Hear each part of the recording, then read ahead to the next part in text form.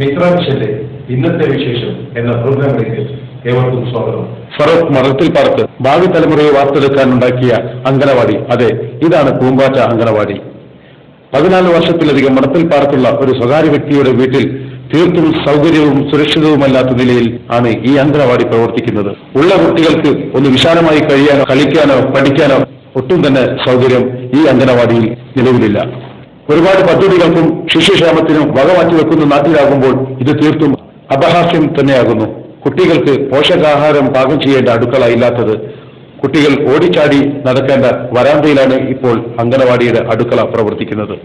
സ്വന്തം കെട്ടിടം വേണമെന്ന രക്ഷിതാക്കളുടെ ഒരുപാട് കാലത്തെ ആവശ്യം ഇന്നും പൂവണിയാത്തതിൽ 21-ാം വാർഡിലെ ജനങ്ങൾ തീർത്തും നിരാശരാണ്. ഈ അങ്കണവാടി ഏതോ ഒരു ദരിദ്ര രാജ്യത്തെ കുട്ടികൾ പഠിക്കുന്ന സ്ഥാപനമാണെന്ന് തോന്നിപ്പോകുന്ന രീതിയിലാണ് പ്രവർത്തിച്ചു വരുന്നത്. സാക്ഷരസുന്ദര കേരളത്തിനും കോഴിക്കോടിന്റെ സാംസ്കാരിക തനിമക്കും കോട്ടം തട്ടിച്ചുകൊണ്ടാണ് ഈ അങ്കണവാടിയുടെ ഇപ്പോഴത്തെ അവസ്ഥ.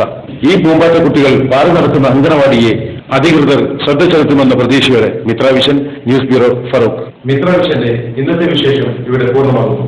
പുതിയ വിശേഷങ്ങളുമായി വീണ്ടും കാണാം.